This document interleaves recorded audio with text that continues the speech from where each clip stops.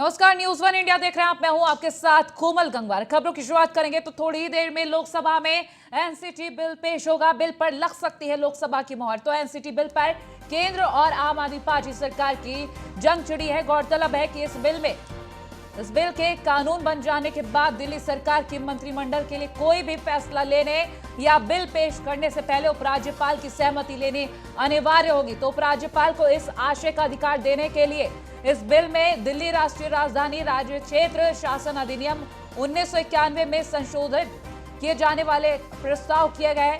बता दें कि पिछले हफ्ते इस बिल को पेश किए जाने के बाद से ही इस मामले में दिल्ली की राजनीति में सियासी जंग छिड़ी है।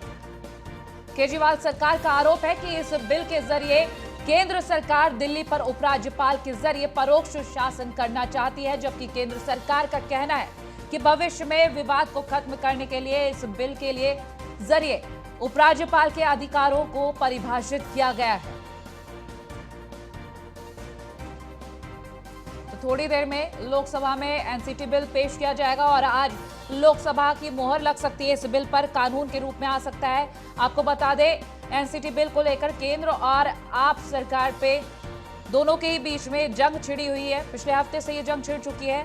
थोड़ी देर में ये बिल पेश हो जाएगा और आपको बता दें, आम आदमी पार्टी की तरफ से कहा जा रहा है कि इसको लेकर जिस तरीके से अगर हम बात कर रहे हैं, आम आदमी पार्टी की तरफ से कहा जा रहा है कि परोक्ष किया जा रहा है, परोक्ष शासन किया जा रहा है और केंद्र सरकार का कहना है कि इस तरीके से उपराज्यपाल के जो अधिकार है उनको परिभाषित किया जा रहा है। तो थोड़ा सा वक्त और लोकसभा में एनसीटी बिल पेश कर दिया जाएगा।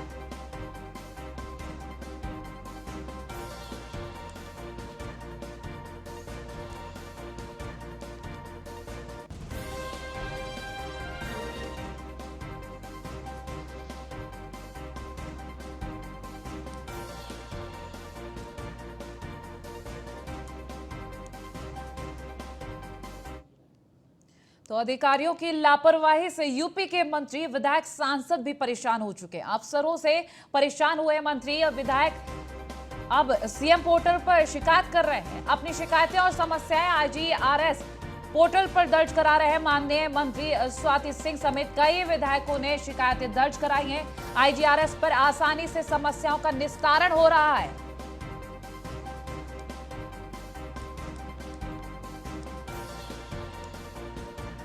तो अधिकारियों की लापरवाही से यूपी के मंत्री, विधायक, सांसद सभी परेशान हो चुके हैं और सीएम पोर्टल पर अपनी शिकायतें भी दर्ज करा रहे हैं।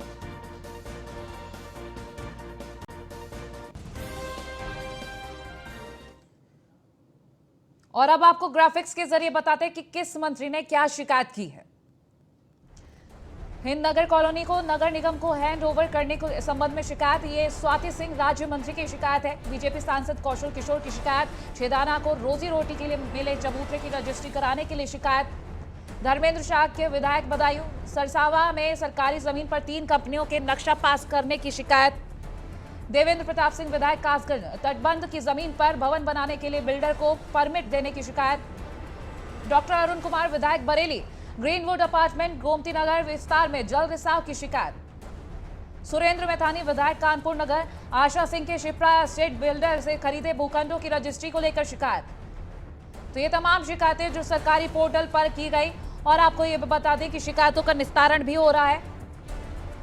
ग्राफिक्स के जरिए हमने आपको बताया कि सरकारी पोर्टल पर किस मंत्री, किस सांसद, किस विधायक ने क्या शिकायतें की है। आपको बता दें, अधिकारियों की बड़ी लापरवाहियों की वजह से अब ये सांसद, विधायक, मंत्रीगण, तमाम गणमान्य सभी परेशान हो चुके हैं, जिसके बाद सीएम पोर्टल की सहायता ली जा रही है।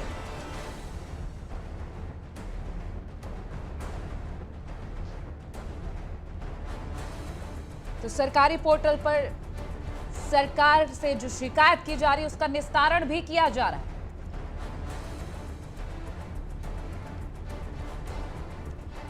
तो सरकारी पोर्टल पर आपको ये बता दें, जिस तरीके से शिकायत करने की बात कही गई थी शुरुआत से, अगर हम आम जनता की बात करें तो वो भी शिकायत करते हैं और अब अगर हम अधिकारियों की लापरवाही से बात कर रहे हैं तो उनकी लापरवाही की जो खामियाजा है विधायक, सांसद, मंत्री सभी भुगत रहे हैं और शिकायत भी कर रहे हैं। वो सरकारी पोर्टल पर अपनी शिकायत दर्ज करा रहे हैं और एसके वाजपेयी हमारे साथ इस वक्त जुड़ गए हैं, उनसे पूरी अपडेट लेंगे।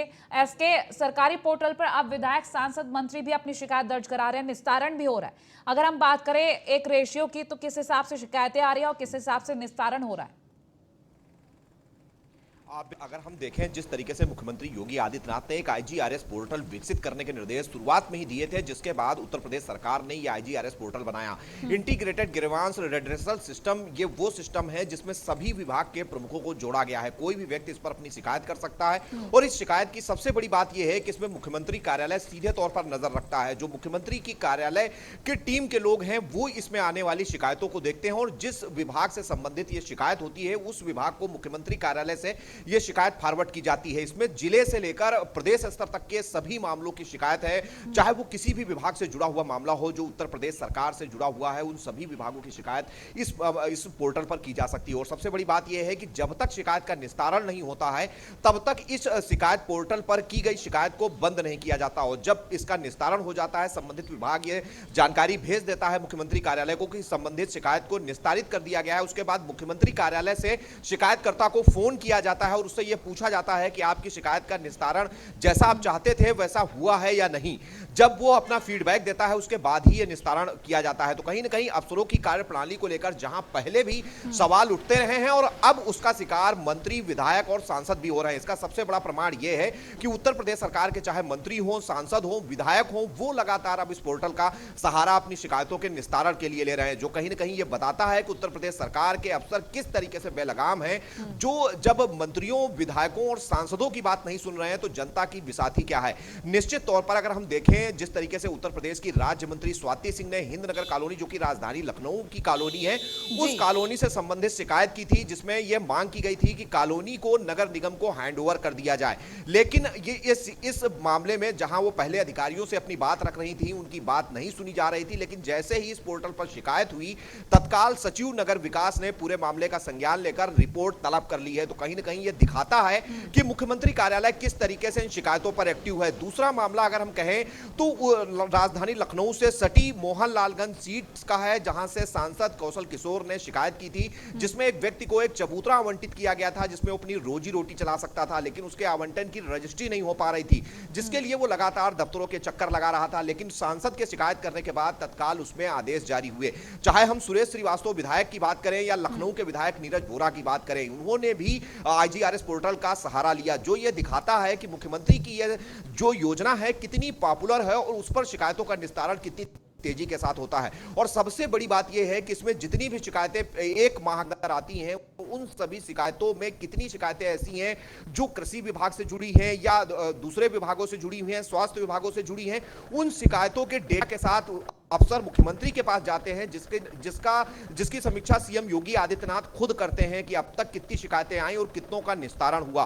कौन से ऐसे जिले हैं जहां से ज्यादातर शिकायतें आ रही, कौन से ऐसे विभाग हैं जिसमें शिकायतों का निस्तारण स्थानीय स्तर पर न होने पर लोग आईजीआरएस पोर्टल पर आ रहे हैं। तो ये वो सिस्टम है जो कि मुख्यमंत्री योगी आदित्यनाथ की महत्वाकांक्षी परियोजनाओं में से एक है और निश्चित है कि यह दिखा भी रहा है कि किस तरीके से उसमें शिकायतों का निस्तारण हो रहा है। सबसे बड़ी बात यह है कि जब उत्तर प्रदेश सरकार के मंत्री, सांसद और विधायकों का विश्वास इस पोर्टल पर है तो निश्चित है कि यह दिखाता है कि उस पोर्टल से कार्रवाई किस हद तक और कितनी तेजी के साथ होती है। तो निश्चित है कि मुख्यमंत्री की यह योजना सफल है और अफसरों की लेट लतीफी भी यह पोर्टल दिखाती है कि अगर वो स्थानीय स्तर पर इन चीजों को निस्तारण कर दें तो निश्चित है कि कोई भी व्यक्ति इस पोर्टल पर नहीं जाना चाहेगा। लेकिन जब निस्तारण नहीं होता है तो कहीं ना कहीं आम आदमी से लेकर जनप्रतिनिधि तक इस पोर्टल का सहारा ले रहे हैं। जी ठीक है, इसके बहुत शुक्रिया तमाम जानकारियों के लिए।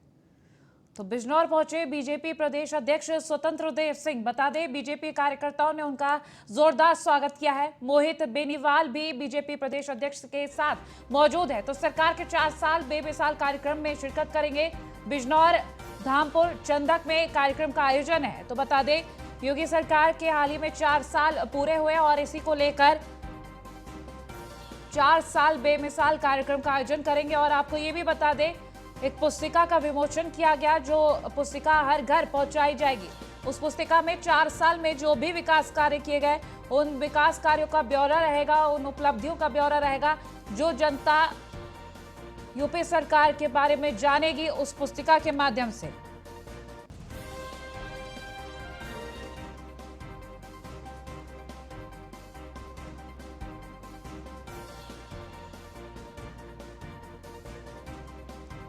बीजेपी कार्यकर्ताओं ने बीजेपी प्रदेश अध्यक्ष का भव्य स्वागत किया। तस्वीरें दिखा रहे हैं आपको उस वक्त की। ये जोरदार स्वागत की तस्वीरें इस वक्त आपकी टीवी स्क्रीन पर। बिजनौर, धामपुर और चंदक भी पहुंचेंगे और बीजेपी कार्यकर्ताओं द्वारा जो स्वागत किया गया वो तस्वीरें। सरकार के 4 साल बेमिसाल कार्यक्रम में शिरकत करेंगे बीजेपी प्रदेश अध्यक्ष।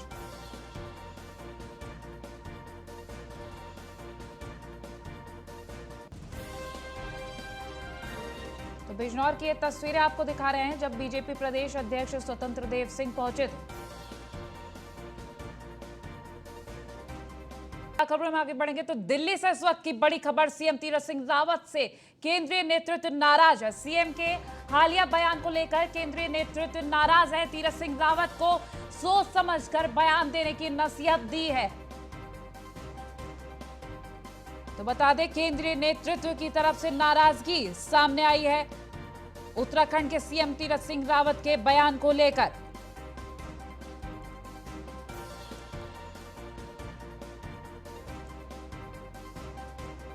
तो केंद्रीय नेतृत्व ने नाराजगी जताते हुए नसीहत दी है कि जुबान संभालकर बात की जाए। और आपको ये भी बता दें कि जिस तरीके से कुर्सी संभाली तीरथ सिंह रावत ने, उसके बाद से उन्होंने अपना काम तो संभालना शुरू कर ही दिया, लेकिन उनके कई ऐसे बयान सामने आए। और अगर हम बात कर रहे हैं सीएम तीरथ सिंह रावत के बयानों को लेकर, तो उन्होंने महिलाओं के पहनावे को लेकर बेतुके से बयान दे दिए। एसोसिएट एडिटर ब्रजेश श्रीवास्तव हमारे साथ फोन लाइन पर जुड़ गए। ब्रजेश, केंद्रीय नेतृत्व नाराज हो गया है सीएम तीरथ सिंह रावत से और नसीहत भी दे दी है कि जुबान संभाल कर बात की जाए। जो महिलाओं के पहनावे को लेकर बयान सामने आए, ऐसे में अब क्या कुछ रहेगा? देखिए, सबसे बड़ी बात यह है कि मुख्यमंत्री तीरथ सिंह रावत को बहुत उम्मीदों के साथ केंद्रीय नेतृत्व ने ये जिम्मेदारी सौंपी थी, क्योंकि सबसे बड़ी बात यह है कि समय बेहद कम है। और सबसे बड़ी बात यह है कि पिछले मुख्यमंत्री त्रिवेंद्र सिंह रावत से यहाँ पर स्थानीय लोग नाराज थे, पार्टी के कार्यकर्ता नाराज थे, तमाम जनप्रतिनिधि नाराज थे। इस उम्मीद से तीरथ रावत को कमान दी गई थी कि वो मृदुभाषी हैं, सौम्य है, शालीन है और सबको साथ ले कर चल पाने की उनकी क्षमता है। लेकिन जिस तरीके से दो बयान एक के बाद एक दो बयान सामने आए, दोनों विवादास्पद बयान आए, उसके बाद से केंद्रीय नेतृत्व की त्योरियां तीरथ सिंह रावत को लेकर चढ़ गई हैं।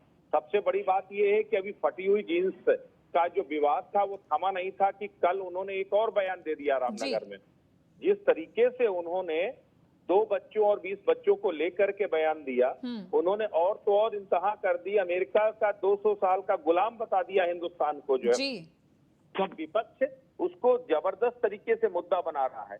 हाँ। हरीश रावत ने हमला किया है बीजेपी पर, जो है विपक्षी पार्टियां लगातार हमलावर हैं और ये आप बैठे बिठाए मुद्दा दे रहे हैं विपक्ष को इस तरह के बयानों के जरिए। इसको लेकर केंद्रीय नेतृत्व ने न सिर्फ इसमें नाराजगी जताई है बल्कि सख्त हिदायत दी है कि बोलने से पहले 100 बार सोचिए और कोई भी ऐसा बयान मत दीजिए जिससे कोई विवाद खड़ा हो जाए।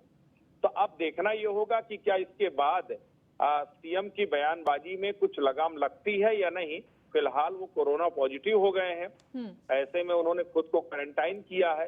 अब देखिए आगे किस तरीके से सरकार और प्रशासन चलाते हैं, लेकिन फिलहाल केंद्रीय नेतृत्व तीरथ रावत से भी नाराज हो गया है।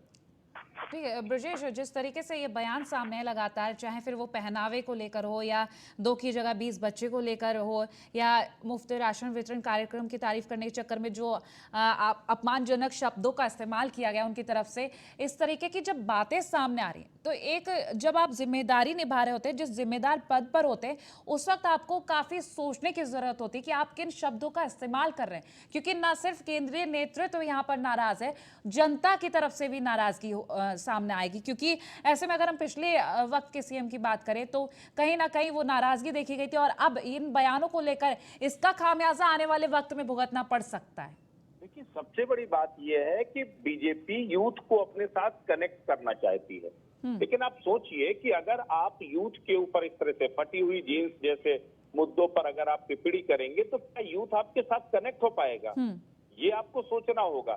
आपको 2022 के चुनाव में ज्यादा वक्त न, 2022 के चुनाव तो अभी दूर है, उससे पहले आपके उपचुनाव हैं, आपके लोकसभा का उपचुनाव है, आपको कई चुनाव का सामना करना है आपको। और अगर इस वक्त आप जो है इस तरीके से अगर आप बयानबाजी करेंगे तो जाहिर तौर पर जो है इससे जो है स्थिति पार्टी की खराब होगी, मजबूत होने की जगह। तो अब निश्चित तौर पर कोई बयान देने से पहले उन्हें सोचना होगा कि आखिर उन्हें क्या बोलना है और क्या नहीं।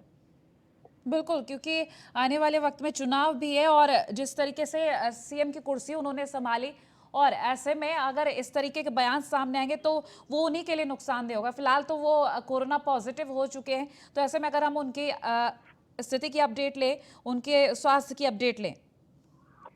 देखिए, सबसे बड़ी बात यह है कि अभी इन्फेक्टेड हुए हैं, उन्होंने खुद इसकी जानकारी दी है कि मैं इन्फेक्टेड हूं, लेकिन पूरी तरह से स्वस्थ हूं जो है, और डॉक्टरों की निगरानी में हूं।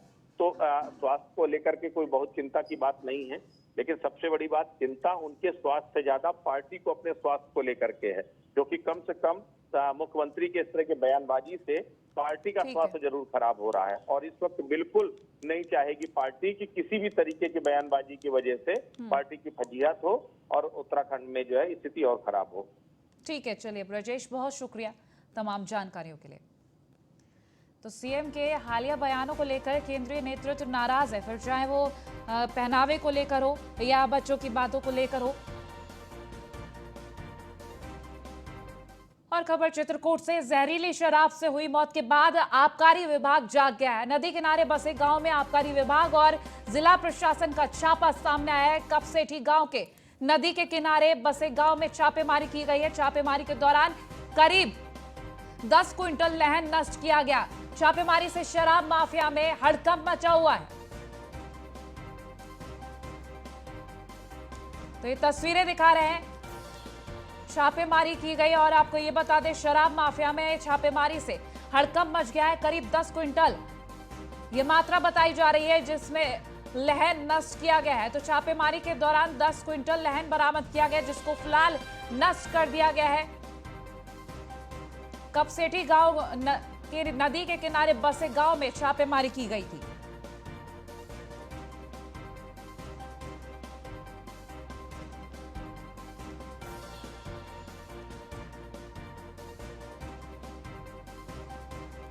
संवाददाता सोहनलाल हमारे साथ फोन लाइन पर जुड़ गए अधिक जानकारी के लिए। सोहनलाल, आपसे जानेंगे, जहरीली शराब से जो मौत के बाद अब आबकारी विभाग जाग गया है, लगातार छापेमारी कर रहे हैं, तो कितनी जगह का क्या टारगेट सेट किया और अभी जो ये लहन बरामद किया गया है इसके बारे में अपडेट दीजिए।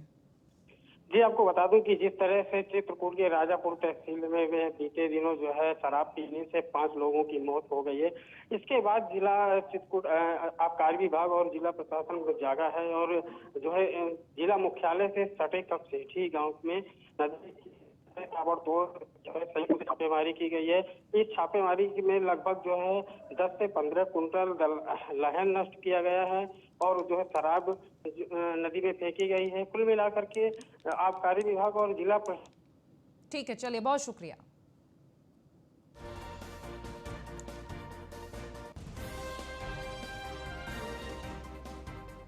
और खबर आगरा से, खेत में फांसी के फंदे पर लटका हुआ शव मिला। बता दें, युवक का शव बरामद किया गया। खेतों में काम कर रहे लोगों ने परिजनों को इसकी सूचना दी। पुलिस ने फिलहाल शव को कब्जे में लेकर पोस्टमार्टम के लिए भेज दिया है। युवक की मौत के बाद से परिवार में कोहराम मचा हुआ है। तो शमशाबाद थाना इलाके के गड़ी गुसाई गांव का ये मामला है।